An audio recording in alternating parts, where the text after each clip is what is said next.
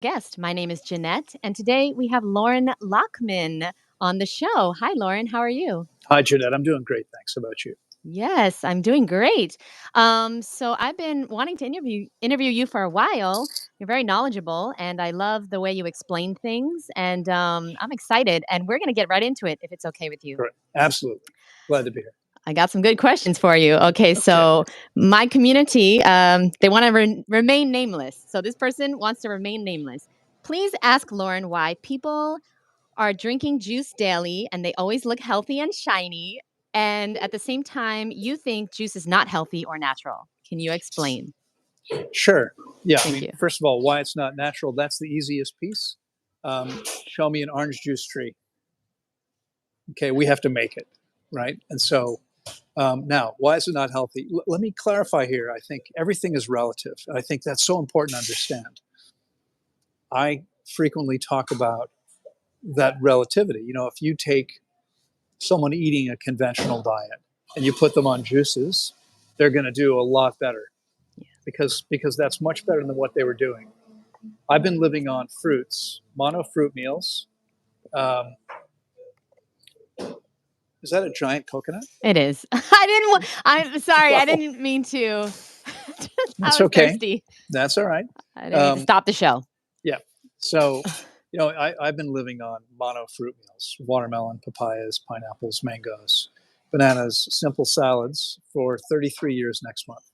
If I drink juices, it will definitely be far inferior to what I've been doing. Okay. Now, why inferior? Okay. What's wrong with it? Let me start by asking you a question, Jeanette.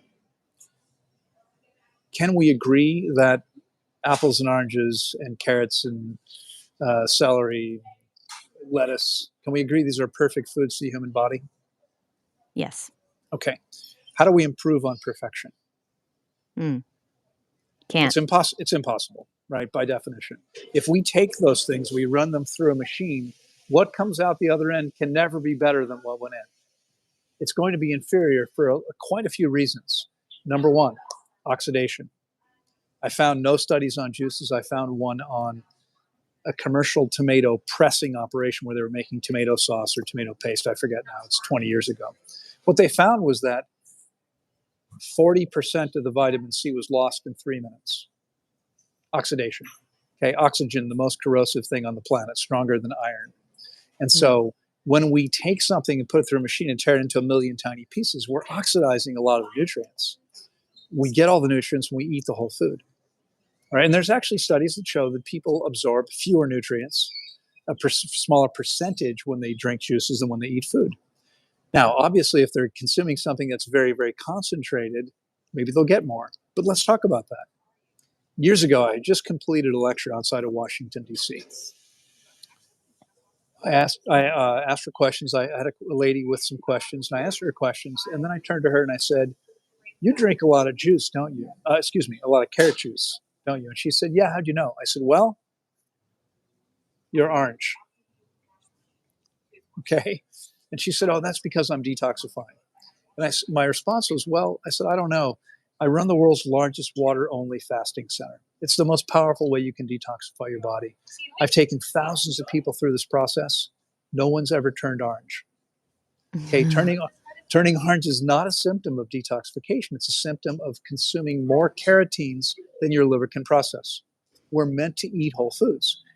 You've probably made a glass of carrot juice. A long time ago. Okay. As you may recall, it takes quite a few carrots to make a big glass of carrot juice. Oh, yeah. What do you think would happen if you tried to eat that many? Because my guess is after like maybe the second one, your jaw would say, "Jeanette, good luck. I'm out of here. You're on your own. I'm not doing any more of that." It's a lot of work. It's a lot of work to chew all those carrots. We would never eat as many carrots as it would require to get that much carotene in. And so our bodies are meant to take in the quantities of nutrients that we would find in whole foods. When we drink juices, we're over consuming. We're taking in something that's much more concentrated. And our body has to work to out process anything, okay, that it doesn't need. So we're creating a lot of additional work for the body. Well, Why? sorry.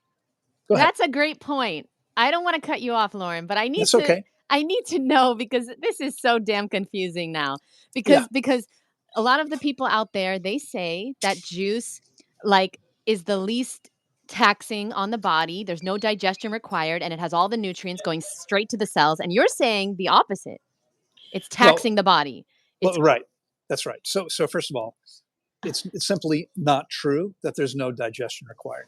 There is still some digestion required because it's not water. The only thing you mm, can consume that requires no digestion is water. That coconut juice, coconut water, requires digestion. It takes a lot less energy than digesting most whole foods, but there's still work to do because it's not water. There's other things there the body still needs to break down and to be able to get into the cells. We don't take whole nutrients into cells. Okay, we take the building blocks. So if something's not broken down to the lowest components, yeah. Okay. Can you hear me now? Can you hear me okay now? No. and oh, now you're good. Okay. Okay. All right. Whew. Yeah, I'm in a public place. Hopefully it's okay. So what I was saying was that if anything that still contains any macronutrients, your body has to break them down. Okay, it has to break them down to the building blocks. So there is some work involved, and the body has to I mean, your kidneys are filtering your blood 60 times per day, and their job is to get rid of everything the body doesn't need. So if you're taking in a whole bunch of extra nutrients, your body has to outprocess them. Okay, it has. That's work. That's more work for the kidneys. But there's more. You want more? Yeah. Okay. We could probably spend the whole 45 minutes talking No, about this. I know I have a lot of questions, but I'm sure. I'm sure. I'm very interested in more. Okay. So, all right, let's look at one more piece. When we eat a whole food, let's look at sodium and potassium. Sodium and potassium are two of the primary electrolytes, and they must stay in a specific ratio to each other in the bloodstream. So the way the average person eats, they're getting 61% of their calories from ultra processed foods, a lot of sodium, very little potassium. The way you and I eat, lots of potassium. Okay, lots of potassium, not very much sodium. Watermelons, papayas, bananas, avocados. These are things I eat every week. All of them contain lots of potassium, almost no sodium. So my body's constantly excreting the excess potassium to stay in balance. But we're getting everything with each food. We're getting the perfect proportion of nutrients. When we juice something, some things are like vitamin C is highly unstable. So we're going to destroy much of the vitamin C in a few minutes. I mean, I see people I love, I'll see them like, here's my juices for the week. And I'm thinking, 5-10 minutes after you made it, you lost most of certain nutrients. Okay. Why? Keep it on the shelf, pick it up and eat it. Okay. You're getting all the nutrients that way and in perfect proportion. So let's say you've got potassium and sodium in something, and I don't know if this is true, but let's say for a second that one of them is less stable than the other. We had the perfect proportion in the food, but when we juice it, we create something different than that. It's no longer balanced the way it was. Okay, and there's at least one more very important piece, and it's this: every living thing contains heavy water. Heavy water is deuterium. It contains deuterium. It's there's an extra, I think it's an extra hydrogen molecule, hydrogen atom. And so it's called heavy water, and it's harmful to the organism. Now, usually it occurs in nature in such tiny percentage, it's not a problem. But when we juice things, we're concentrating that. So it's in everything. It's in your apples and carrots and everything. When you juice, you're concentrating. When you eat the whole food, it's much less concentrated. Again, it comes back to concentration. So, I mean, I'm a firm believer. Everything I teach and practice, and you may know, I guarantee my clients, if they're coachable and open, they're willing to do what I ask them to, I guarantee them the highest level of health they've ever experienced. Now, I should say something. I don't just have beliefs. I spent years, when I traveled, I would carry 2 suitcases. The big one had my champion juicer, which you probably know weighs like 10 pounds, a giant bag of carrots, and a giant bag of apples, because that was my standard carrot apple juice. I would travel with that everywhere. If I could get other stuff, great. If not, I could always have that. Okay. My little bag had my clothes in it. I did this for 2 or 3 years. I did a lot of juice fasts or feasts. My longest one was 4 months, only juices. You can live on juice forever because it's calories and nutrients. So first of all, it's not fasting. You can live on it forever. Can your body cleanse? Well, sure. You're going to detoxify faster the lighter your diet is. So if you go from hamburgers and fries to carrot juice, you're definitely going to be detoxifying. Okay. How does it compare to water? There's no comparison. Water only fasting is hundreds of times more powerful, literally. When you say water only, what kind of water only? Well, the ideal water would be spring water. So what I started to say a minute ago is that I truly believe that the very best we can do, and everything I teach and practice is based on one simple idea. Nature's perfect. And so the best we can do is to learn to get back to what nature has provided for us. Okay, we can't take water and run it through a machine and have it be better than what comes out of the ground. Spring water is perfect. Yeah. Thank you. Thank you, Loren. My next question is about water, of course, Yeah, because yeah, my community wants to know why.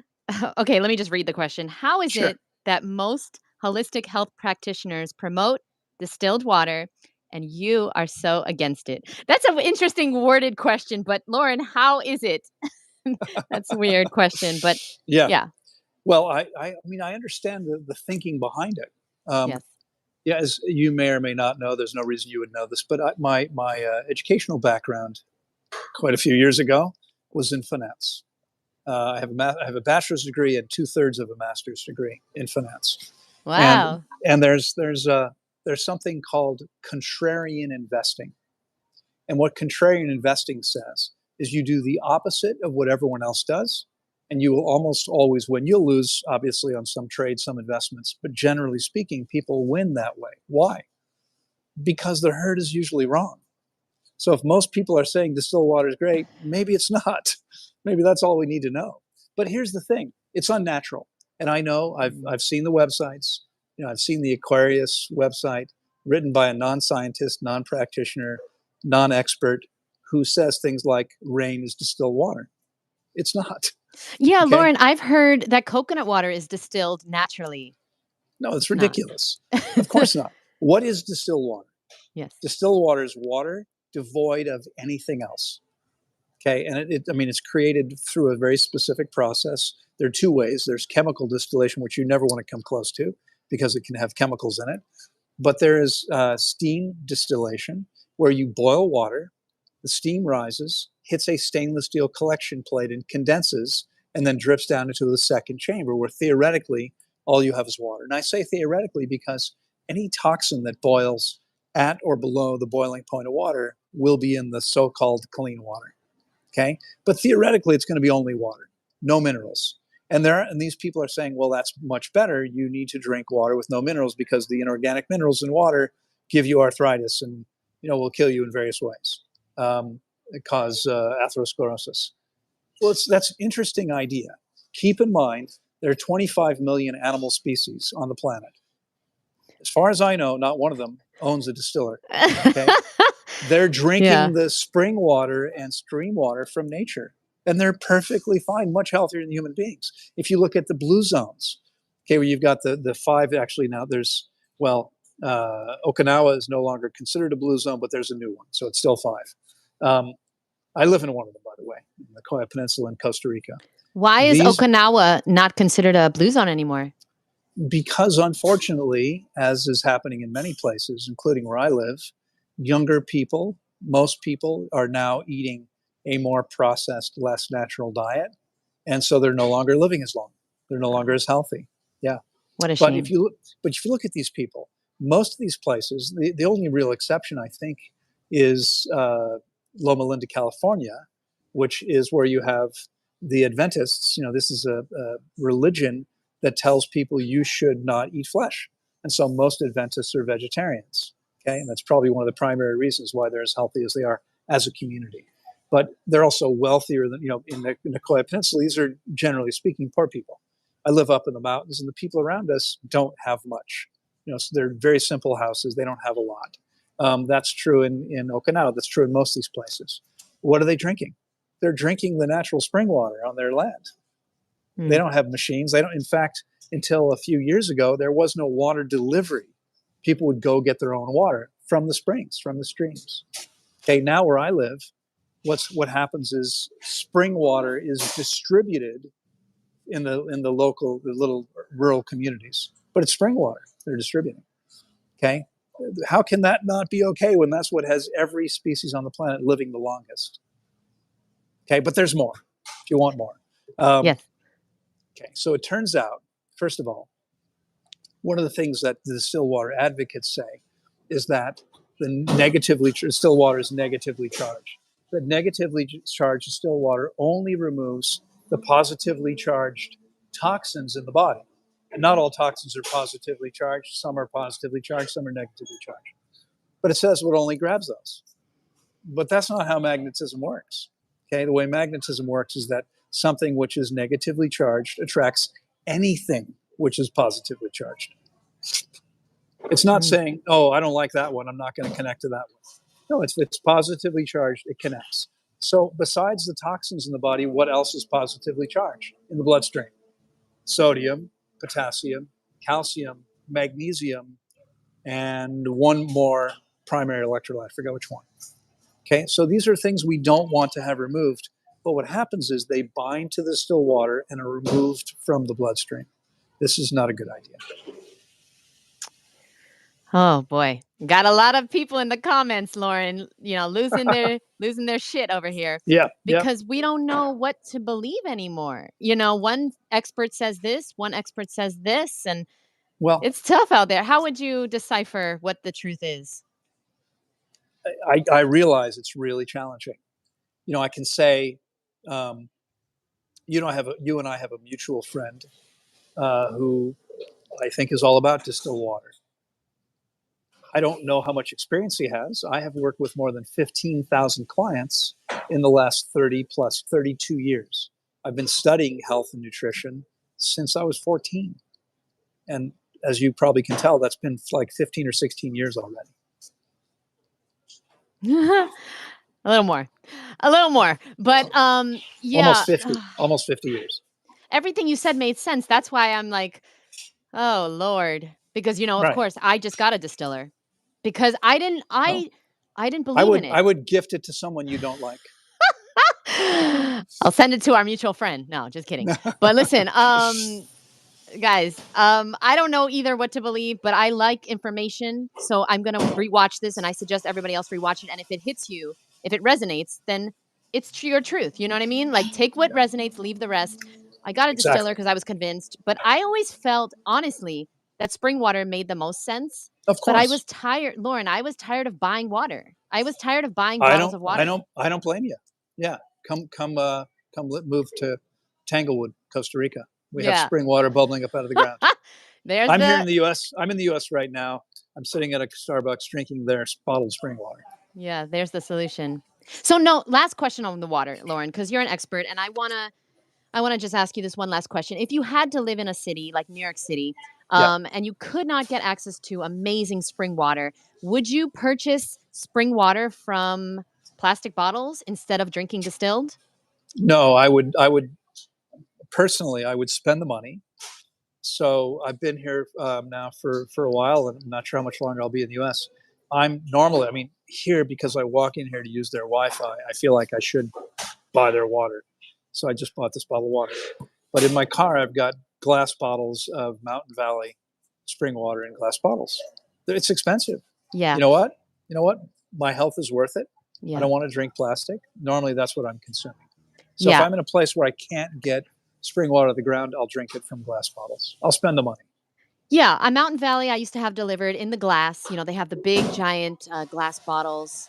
Right. I guess I'll go back to that. It's tough out there. Okay, Yeah. Eric wants to know, does well water count, Loren?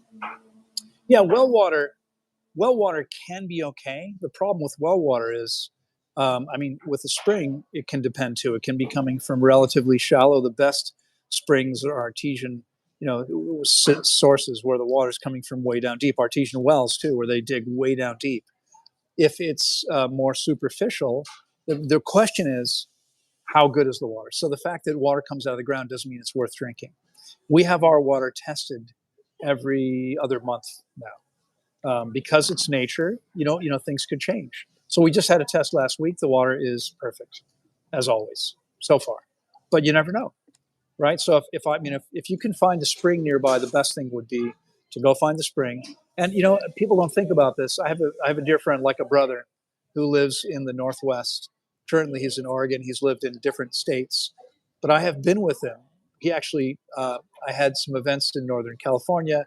He picked me up at the airport, took me to where I was going, and then we drove to Ashland, Oregon, where I was speaking. On the way up, we stopped at what's it called? There's a mountain in Northern California, just south of the border. It's a park, and it's Sherry the might source. know. It's the Sherry's source. watching. Sherry would definitely know. It's the source. Sherry knows everything. It's the source of the Thanks. Sacramento River. Okay, it's where the Sacramento River starts. The water is pouring out of the ground like it's got to be 20 to 50 gallons a minute. You can have 10 people there at the same time collecting water because there's so many places it's pouring out of the ground. That's the way to get your water. And what my friend does is he'll go there. We went there with like 100 gallons worth of containers that he filled up, and he's good for a couple months. So a few times a year, he'll drive 3 or 4 hours out of the way to get the best water possible. What do you say, Loren? Thank you. What do you say, Loren, to the raw vegans out there that don't ever drink water? I say you want to make sure you have your will handled. All your affairs are in order. So We've measured people's hydration levels now for 18 years. Okay, I've measured more than 6,000 people's hydration. If we look within an age group, obviously, if we're comparing a 20-year-old to a 70-year-old, that's not fair, because what happens to most people is they get more dehydrated every single day by making normal choices. If you're eating a diet that's 50 to 60% water, which is typical, and stool is 75% water, what it means is every time you eat something, you're becoming more dehydrated. Okay, and you can't drink enough to catch up that way. So usually the older people are the more dehydrated. But if we look within an age group, let's say 25 to 35-year-olds, the most dehydrated people on our campus every session are going to be those people who've had a dry fasting practice. Okay, dry fasting is insane. All you do is make your body more dehydrated. And the reason it's confusing to most people is most of us have grown up believing that if we have no symptoms, we're okay. Well, if you make yourself dehydrated enough, guess what? Your body can't detoxify. Detoxification, we have 5 primary channels. All of them depend on having sufficient water. And so if you dehydrate the body enough, there's no detoxification. Oh, look, I'm all better. There's no symptoms. Those people come to me. We get them hydrated again. All the symptoms come back. They've healed nothing. Okay? But they've aged themselves. I mean, if you dehydrate the body, you're damaging your kidneys. Your kidneys are filtering your blood 60 times a day. If there's not enough liquid there relative to the garbage in it, you're going to scar the kidneys. And this kills people. I know of 5 or 6 already dead as a result of dry fasting. Okay, it's terrible. The next most dehydrated group on campus are the fruitarians who don't drink water. Wow. The problem is, look, think of it this way. I read a study published in Denmark about 10 years ago. I have never been able to find it again. But what it said was, there was, I forget how many participants, 75 or 80 participants, not a huge group. They were between 25 and 50. And the scientists there determined that the average person had between 5 and 10 kilos of old waste stuck in their intestines. And that's 11 to 22 pounds. Okay, 11 to 22 pounds to the Americans. So I thought, well, how does that happen? And I started thinking, in my informal polls, speaking around the world, when I ask people how many meals you eat, raise your hand if you eat once a day, twice a day. Most people eat something 5 times a day. So if every time you take food into your body, one little tiny crumb gets stuck in the intestine, okay, because there isn't enough water and fiber to move everything through together, as we're meant to be eating high water, high fiber content food. Most of what most people eat doesn't contain any fiber and very little water, okay? And so something is getting stuck. If it were 1/10 of a gram, now if you weren't raised in the 60s and 70s like I was, you may not know that there's 28 grams in an ounce, okay? Some of us know all about that. We used to buy certain things by the gram. So 28 grams in an ounce, 1/10 of a gram is 1/280th of an ounce. We're talking about something literally the size of a little breadcrumb. Okay. Imagine if just that much gets stuck with each meal. That's half a gram a day. It's 187.5 grams a year. It's 1,875 grams in 10 years. In 25 years, the average person's got 5 kilos. In 50 years, they've got 10 kilos. That's 22 pounds of waste stuck in their body. Now, we see people every session. I mean, I have a guy there now. He fasted 47 days. He's now 21 or so days into the feeding process, maybe a little more. In fact, today's his last day of the process. He's spent 10, 13 weeks with us in this process. He's eliminating 5, 6, 7 times a day. I've had people eliminate 7. One guy did between 7 and 16 bowel movements every day for 4.5 months. And I don't know what happened after that because we didn't talk since then. But that was 4.5 months after ending his fast. The fast is breaking down and hydrating the old material and then eating properly and drinking enough water afterwards. People eliminate this stuff sometimes for quite a while. We're talking about pounds and pounds and pounds of old material. So that stuff sits in the body like a giant sponge absorbing water. Okay, if you're eating food that's contributing to the sponge, you're never going to get hydrated. It's going to be impossible. Is there a way to know how much water we need? Does everybody need the same amount? What's your advice on No, that?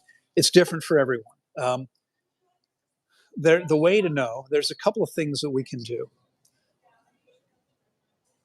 First of all, you could do a consultation with me. You'd want to get your blood pressure read maybe 2 or 3 days in a row. I mean, if you have a blood pressure monitor, we can actually do it while you're on a Zoom call with me.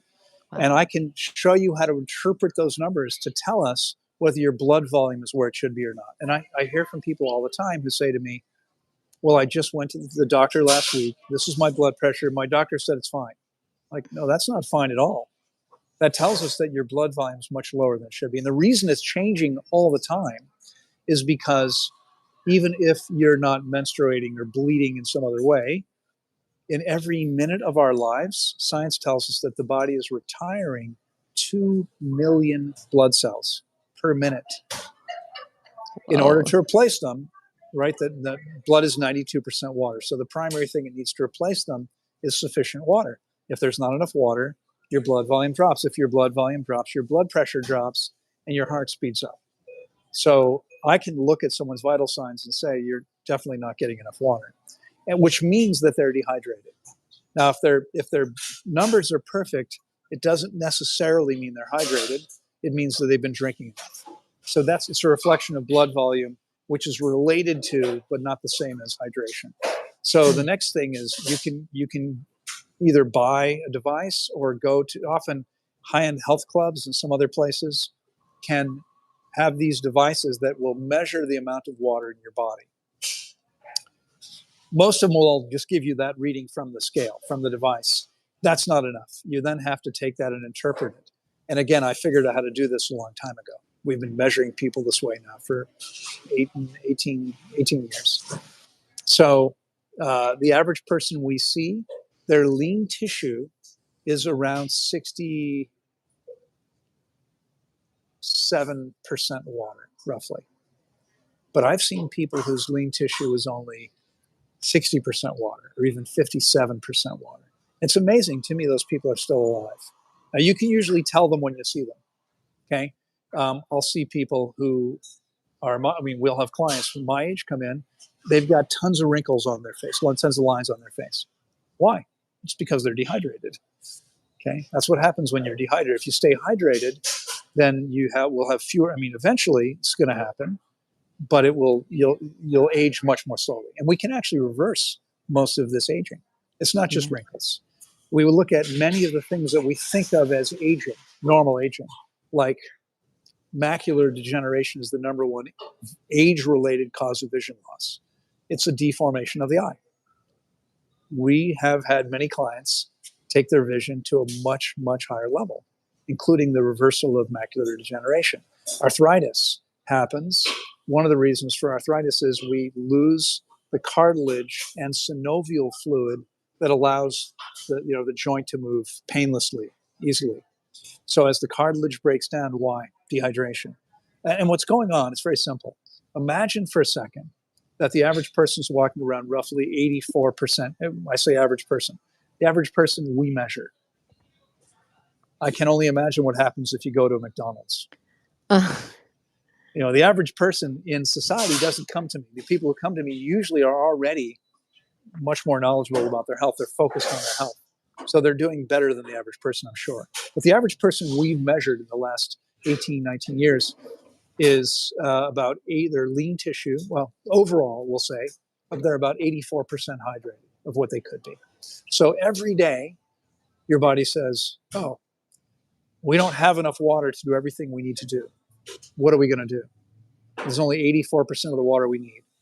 Well, my guess is your bloodstream, your blood, again, is 92% water. Are you going to have 84% of the blood you need?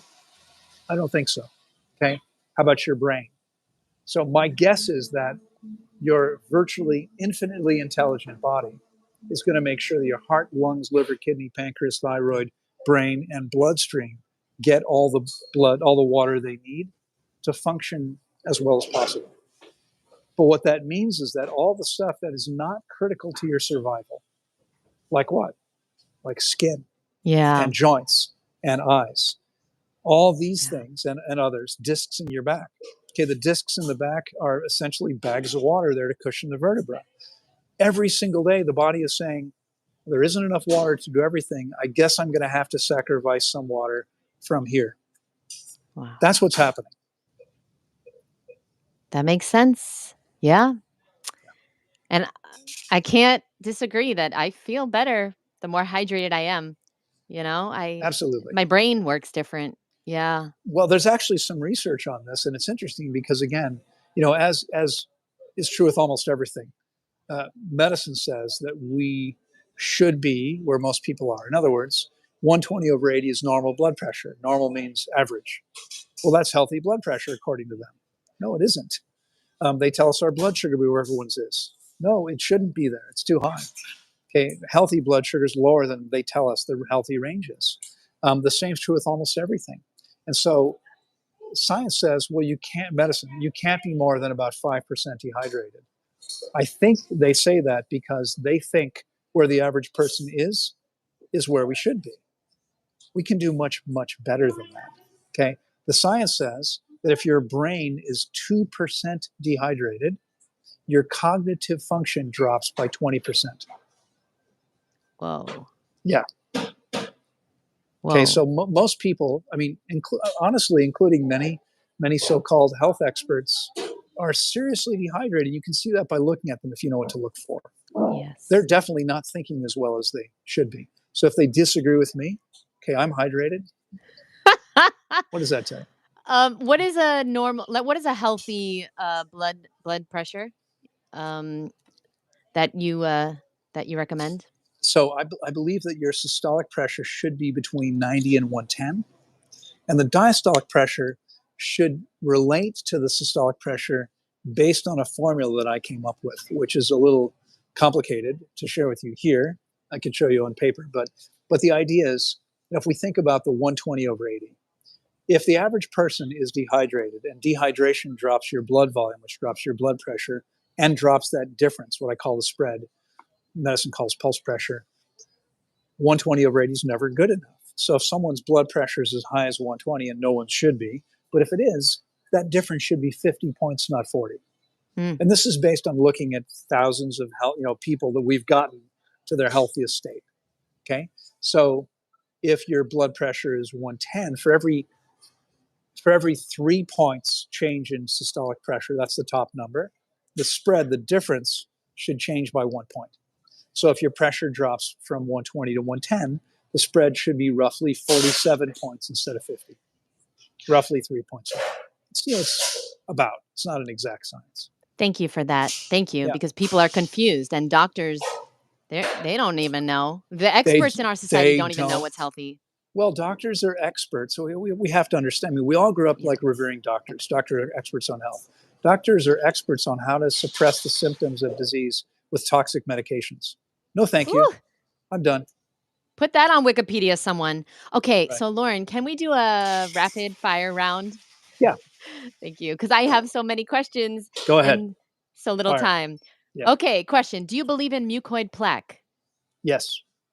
Oh, I see it okay. all the time. I see it all the time. Well, guess what, guys? I have another interview with Loren on Monday. We'll do a bit longer.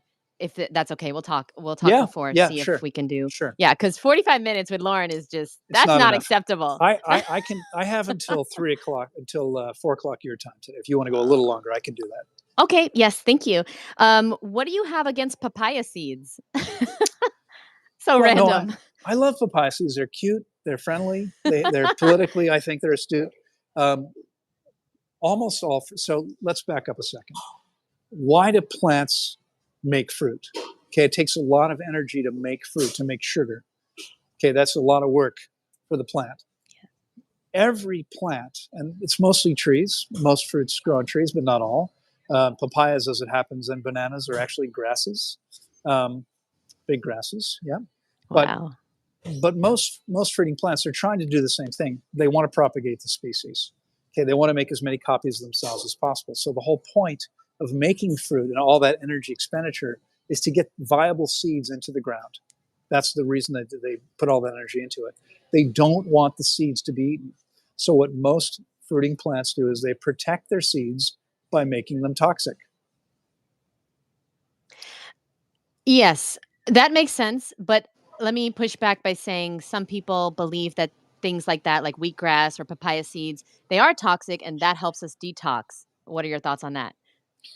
That's funny because someone asked me the exact same wording of a question on my live broadcast. Was that you today on the broadcast? No. Um, okay. No.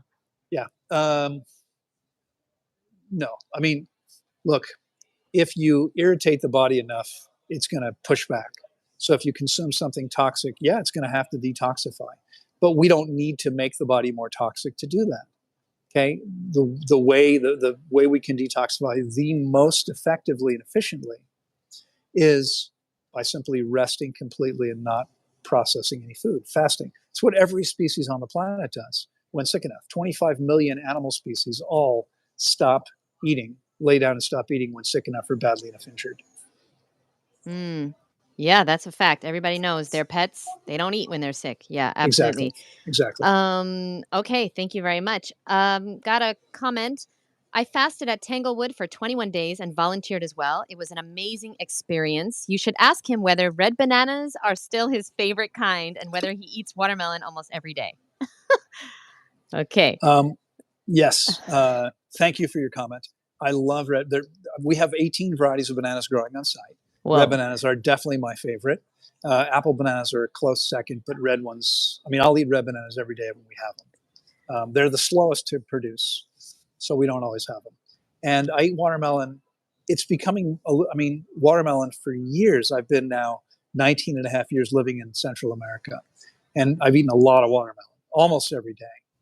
But we now have over, what is it, 200 varieties of fruit growing on site. And every year we're harvesting more and more. And so I don't eat watermelon quite as often as I used to because I now have a lot more choices. Do But I people still love have watermelon. Okay, yeah. Do people have to fast when they come or can they just eat the fruit on your land? Um, well, Asking for a usually friend. right when we are open for fasting, we're usually full with people fasting, and we don't really Yes, want to take people who aren't of course. fasting. It's a different environment. Now we have an amazing event every year. This year, from February 23rd to March 1st, we have our seventh or eighth, I think it's the seventh annual fruit festival. All of our food is organic.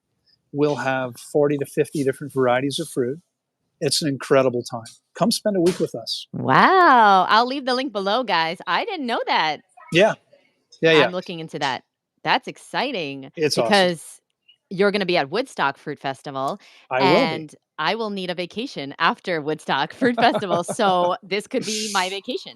Yeah, Last question, Loren. Okay. yeah. So, and then we'll pick up on Monday. And guys, just so you know, Lauren's going to be on the Woodstock Fruit Festival Instagram on Monday. And so that's really exciting. So save up your questions and join us there. I'll leave the details on the Woodstock story today. Loren, what do you recommend for teeth hygiene? What do you do for your teeth to stay so healthy and beautiful? Yeah, again, this is a little bit counterintuitive because we've all been taught, brainwashed when you do certain things. So what I do personally is I brush my teeth with water, usually at least once a day.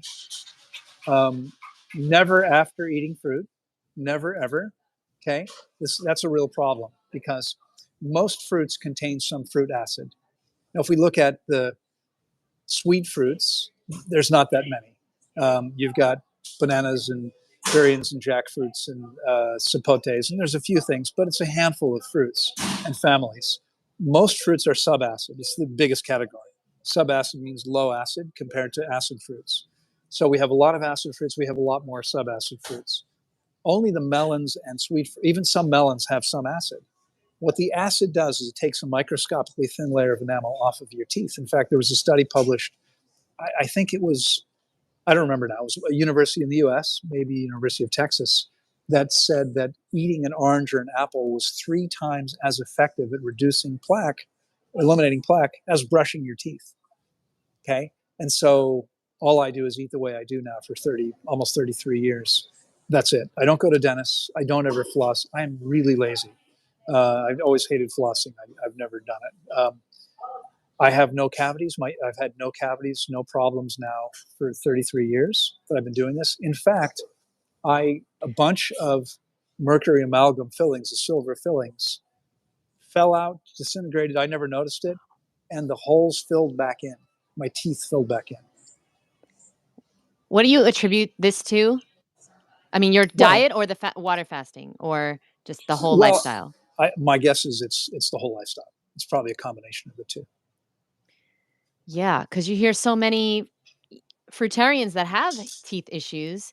So now, well, do you ever I've heard that. I've rarely actually met anyone that way. I'm sorry to interrupt you. I cut you off. No, I've I heard cut you of that, off. but I don't really see that very often. Yeah, it's like a weird, right. I mean, I've seen it a few, but it's like a weird myth that, fruit's going to rot your teeth. I can quickly give you some of the reasons that people may have problems if they're on a fruit-based diet. Please. Okay, one I've already mentioned, don't ever brush after you eat. It takes 3 to 4 hours to recreate the enamel. So the last thing you want to do is eat and then brush your teeth because you're softening your enamel. You're going to brush it off. Huge problem for people. Most acid fruits don't ripen after they're picked.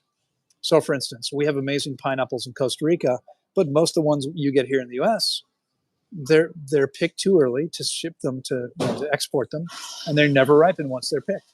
So, if they're not ripe when they're picked, they're never going to be ripe.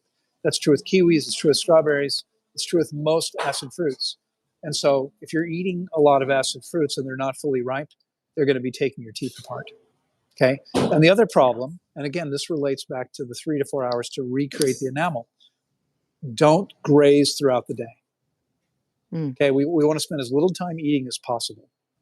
We want to eat no more than we need to, and ideally within a relatively small window. But some people wake up and they start eating, and I know even fruitarians who eat an orange or an apple every hour. You're taking the enamel off your teeth. Your body never has time to replace it. Okay, it's not a good idea.